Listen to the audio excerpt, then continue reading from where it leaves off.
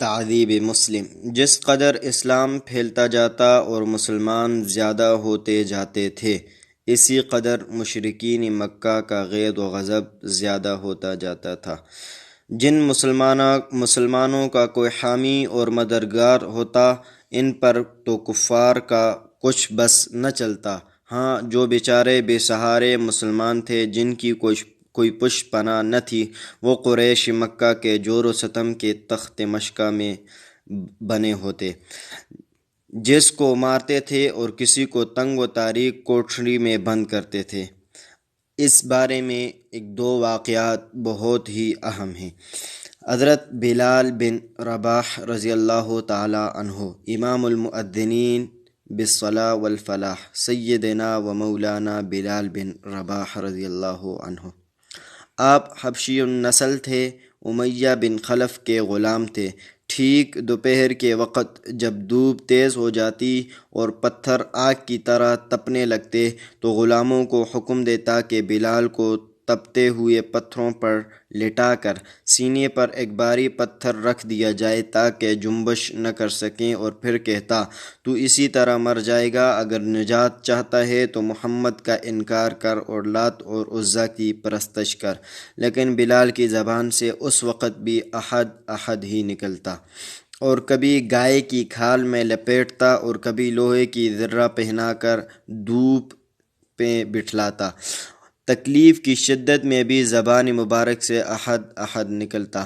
امیہ نے جب یہ دیکھا کہ بلال کے عزم و استقلال میں کوئی تزلزل ہی نہیں آتا، تو گلے میں رسی ڈال کر لڑکوں کے حوالے کیا، تمام شہر میں گھسیٹتے پھریں، مگر بلال کی زبان سے احد احد ہی نکلتا۔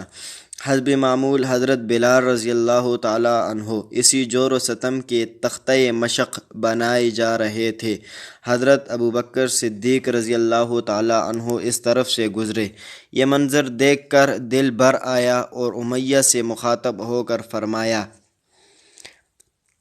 کہ الا تتقی اللہ فی ھذا المسکین حتی متی انت، تو اس مسکین کے بارے میں خدا سے نہیں ڈرتا؟ آخر یہ ظلم و ستم کب تک؟ امیہ نے کہا کہ تم ہی نے اس کو خراب کیا ہے، اب تم ہی اس کو چھڑاؤ۔ ابوبکر نے کہا، بہتر ہے، میرے پاس ایک غلام ہے جو نہایت قوی اور تیرے دین پر نہایت قوت اور مضبوط کے ساتھ قائم ہے، اس کو لے لے اور اس کے معاوضہ میں بلال کو میرے حوالے کر دو۔ امیہ نے کہا کہ میں نے قبول کیا۔ ابوبکر رضی اللہ تعالی عنہ امیہ سے بلال کو لے کر آزاد فرمایا۔ اور اسی پر ایک دوسرا واقعہ عمار بن یاسر رضی اللہ تعالی عنہ۔ عمار بن یاسر اصل میں قحطانی النسل ہیں۔ آپ کے والد یاسر اپنے مفقود الخبر بھائی یعنی گمشدہ بھائی کی خبر کی تلاش میں مکہ مکرمہ آئے، اور دو بھائی حارث اور مالک آپ کے ہمراہ تھے۔ حارث اور مالک تو یمن واپس ہو گئے، البتہ یاسر مکہ ہی میں رہ پڑے اور ابو حذیفہ مخزومی سے حلیفانہ تعلقات پیدا کر لیے۔ ابو حذیفہ نے اپنی کنیز سمیہ بن خیاط سے آپ کی شادی کر دی، جس سے حضرت عمار پیدا ہوئے۔ یاسر اور عمار ابو حذیفہ کے مرتے دم تک ابو حذیفہ ہی کے ساتھ رہے۔ اس کے بعد اللہ نے اسلام ظاہر فرمایا۔ یاسر اور سمیہ اور عمار اور ان کے ایک دوسرے بھائی عبداللہ بن یاسر سب کے سب مشرف باسلام ہوئے۔ حضرت عمار کے ایک اور بھائی اور بھی تھے جن کا نام جو حضرت عمار سے عمر میں بڑے تھے۔ حریث بن یاسر ان کا نام تھا، زمانہ جاہلیت میں جو مقتول ہو گئے، قتل کر دیے گئے۔ مکہ میں عمار بن یاسر چونکہ کوئی قبیلہ اور کنبہ نہ رکھتا تھا اور نہ ان کا کوئی حامی اور مددگار تھا، اس لیے قریش نے ان کو بہت سخت تکلیفیں دیں۔ عین دوپہر کے وقت تپتی ہوئی زمین پر ان کو لٹاتے اور ان پر پتھر بڑے بڑے رکھ دیتے۔ اسی حالت میں حضرت صلی اللہ علیہ وسلم جب حضرت عمار پر گزرتے تو سر پر ہاتھ پھیرتے اور یہ فرماتے، یا نار کونی بردن و سلاما علی عمار کما کنت علی ابراہیم، کہ اے آگ تو حق پر درد و حق اور بردبار بن جا، عمار کے لیے جس طرح تو حضرت ابراہیم علیہ السلام کے لیے ٹھنڈی ہوئی۔